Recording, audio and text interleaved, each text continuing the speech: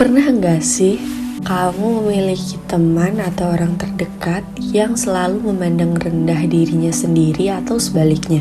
Memandang dirinya terlalu tinggi, atau jangan-jangan itu adalah dirimu sendiri?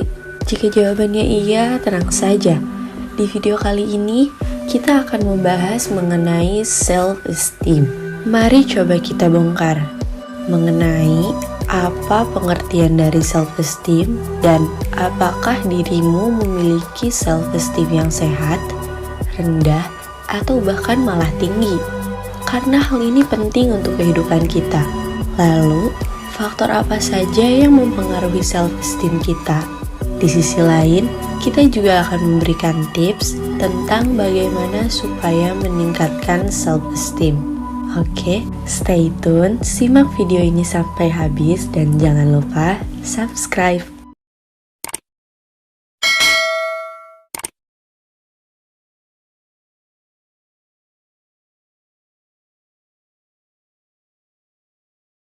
Secara singkat, self-esteem merupakan sebuah pikiran, perasaan, pandangan seseorang tentang diri mereka sendiri. Bisa dibilang self-esteem atau harga diri ini berpaku pada seberapa besar seseorang menilai, menyetujui, menghargai, dan menyukai diri mereka sendiri. Maka, ketika seseorang memiliki self-esteem yang sehat atau healthy self-esteem, hal ini bisa menjadi sumber daya psikologis yang penting. Karena kita mempunyai berbagai peranan dalam hidup. Bahkan, bisa kita lihat, jika self-esteem yang sehat akan berpengaruh terhadap prestasi di sekolah, di perguruan tinggi, bahkan di dunia kerja. Di sisi lain, self-esteem yang sehat akan berdampak pada hubungan-hubungan yang kita jalin, hingga rasa puas atas diri kita sendiri. Tapi, jika kita mempunyai low self-esteem atau memiliki self-esteem yang rendah, hal ini dapat membuat diri kita menjadi depresi, tidak bisa mengembangkan potensi, dan bahkan jatuh ke dalam toxic relationship atau hubungan yang abusive. Sementara mempunyai self-esteem yang terlalu tinggi dapat menyebabkan kesombongan dan ketidakmampuan untuk belajar dari kesalahan. Bahkan, self-esteem yang terlalu tinggi bisa menjadi gejala dari narsisme. Maka, baiknya kita perlu menjaga supaya self-esteem kita tetap sehat. Bisa dikatakan berimbang, artinya tidak terlalu rendah atau tidak terlalu tinggi. Nah, dari hal tersebut kita bisa cari tahu faktor apa saja sih yang bisa sampai mempengaruhi kenaikan self-esteem kita. Naik turunnya self-esteem ini dipengaruhi oleh beberapa poin yang bisa kita sorot, entah itu faktor internal maupun faktor eksternal. Lalu, apa saja dari kedua faktor itu yang sangat mempengaruhi self-esteem kita? Pertama, tentang opini orang lain.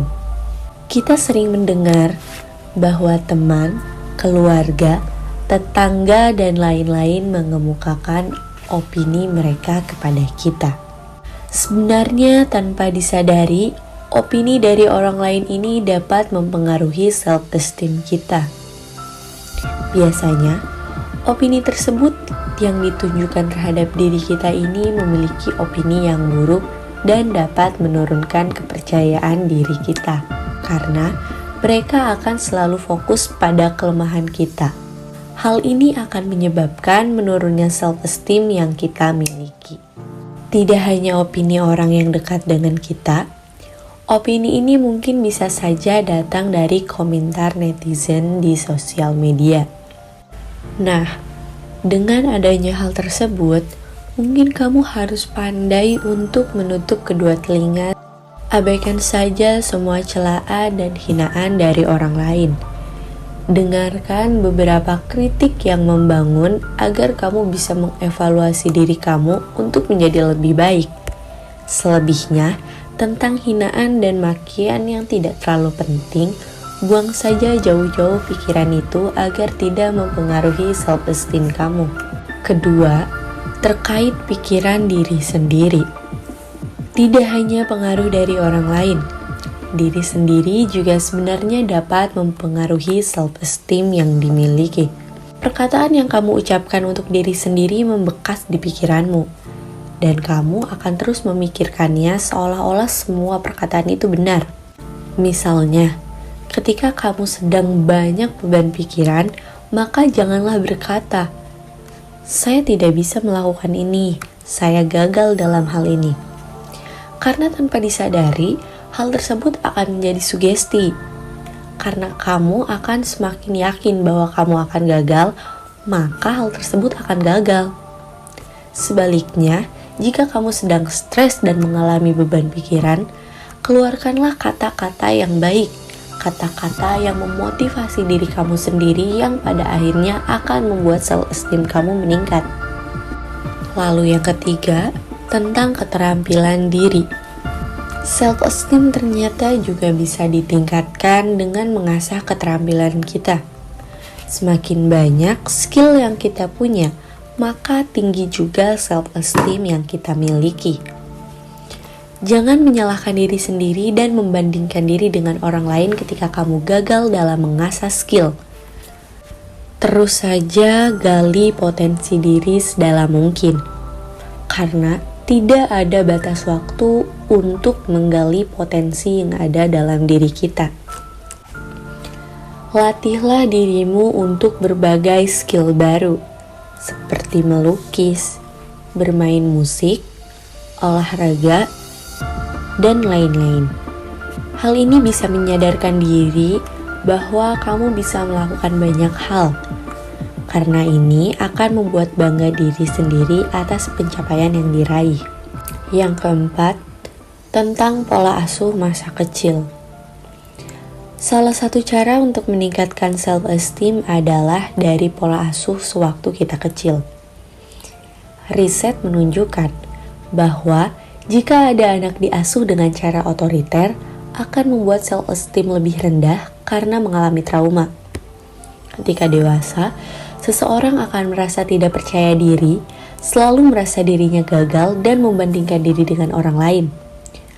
Pola asuh ketika kita kecil menjadi hal yang penting. Maka, orang tua seharusnya mengerti bagaimana cara membentuk self-esteem anaknya sedini mungkin, agar ketika dewasa ia memiliki self-esteem yang tinggi. Oleh karena itu, asuhlah anak dengan cara yang positif. Didik anak dengan kasih sayang, empati, dan suportif. Berikanlah mereka peluang, jangan banyak melarang anak agar mereka percaya diri nantinya. Dengan demikian, anak dapat memiliki self-esteem yang baik sampai ia dewasa. Yang terakhir, mengenai keterbatasan yang dimiliki. Tidak bisa kita pungkiri bahwa keterbatasan bisa menjadi suatu penghalang dalam beraktivitas. Belum lagi pendapat orang lain mengenai kelemahan kita yang sering kita dengar juga dapat membuat self-esteem yang kita miliki menjadi turun. Rasa kurang percaya diri akan timbul karena kita memiliki keterbatasan. Kamu akan berpikir bahwa kamu tidak bisa melakukan hal yang orang lain bisa lakukan. Kamu akan terus merasa gagal karena keterbatasan. Oleh karena itu, hilangkan pikiran bahwa kamu merasa gagal karena memiliki suatu keterbatasan. Jangan jadikan keterbatasan sebagai penghalang untuk memiliki pencapaian lebih. Buktikan pada dunia bahwa kamu juga bisa melakukan apa yang orang lain bisa lakukan. Nah, mungkin dari berbagai poin di atas kita bisa mengidentifikasi mengenai faktor apa yang mempengaruhi self-esteem kita. Lalu, setelah kita mengetahui faktor-faktor tersebut, ada baiknya kita juga perlu nih untuk mengulik lebih dalam tentang cara meningkatkan self-esteem supaya kita bisa tahu apakah self-esteem kita sehat, rendah, atau tinggi. Maka dari itu, mari kita masuk ke pembahasan selanjutnya tentang bagaimana sih cara meningkatkan self-esteem.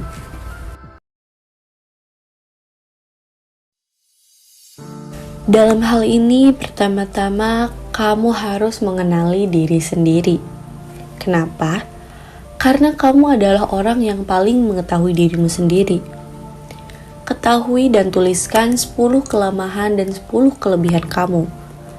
Dengan begitu, kamu bisa lebih sadar akan siapa dirimu secara realistis dan juga seimbang. Hal lain yang tak kalah penting untuk dilakukan ialah stop membandingkan dirimu dengan orang lain. Alih-alih membandingkan dirimu dengan orang lain, harusnya kamu mengevaluasi ekspektasimu sendiri tanpa membandingkan dirimu dengan orang lain. Tentu kamu akan merasa gagal bila kamu hanya melihat kesuksesan orang. Karena itu, alihkan fokusmu dari orang lain dan fokuslah ke diri sendiri. Misal, dengan bertanya bagaimana cara kamu menjadi versi yang lebih baik ke diri sendiri. Lalu, kamu harus menetapkan tujuan dan nilai. Kita bisa melihat bahwa setiap orang memiliki tujuan hidup yang berbeda. Ketika kamu sudah menemukan tujuanmu, serta apa yang membuat kamu bahagia, maka kamu akan lebih mudah untuk menghargai diri dan tidak membandingkan diri dengan orang lain. Di samping itu, ada faktor lain yang juga penting, yakni berteman dengan orang-orang yang positif atau bergaul dengan lingkungan yang positif. Ini akan sangat berpengaruh penting dalam kehidupan, supaya kita terus mendapatkan dorongan yang positif. Caranya adalah dengan mencari orang yang bisa menghargai kamu serta memotivasi kamu untuk kembali semangat. Jangan menghabiskan waktu bersama orang yang hanya akan menjerumuskan kamu dalam toxic relationship. Kemudian, cara lain ialah terima dan evaluasi kekurangan kamu. Ketika kamu memiliki kekurangan, sebenarnya itu merupakan hal yang wajar, karena tidak ada orang yang sempurna. Namun kamu harus juga bisa memilih mana kekurangan yang bisa diperbaiki dan mana yang harus kamu terima apa adanya. Tak lupa cara terakhir untuk meningkatkan self-esteem adalah berikan dirimu positive affirmation. Setiap bangun pagi, coba tengok kaca dan bicara pada dirimu bahwa kamu terlihat menawan hari ini, atau aku yakin kamu bisa melakukan yang terbaik. Dorongan yang positif untuk diri kamu sendiri adalah kunci. Bangun hubungan yang baik dengan dirimu sendiri. Dari situ kamu bisa memulai hal yang baik dengan siapapun. Bahkan kamu juga bisa mempengaruhi orang dengan hal yang positif. Nah, setelah pembahasan yang cukup mendalam, menurutmu seberapa wah topik ini? Apakah kamu setuju tentang teori yang disampaikan? Atau mungkin kamu memiliki teori tersendiri mengenai self-esteem? Lalu, di rentang manakah self-esteem kamu? Apakah di healthy self-esteem atau bahkan sebaliknya? Silahkan berdiskusi di kolom komentar dan sampai jumpa di diskusi selanjutnya. Karena banyak hal wah di dunia ini yang perlu kita diskusikan kembali. Maka jangan lupa ikuti channel ini agar kalian tidak ketinggalan hal wah lain berikutnya.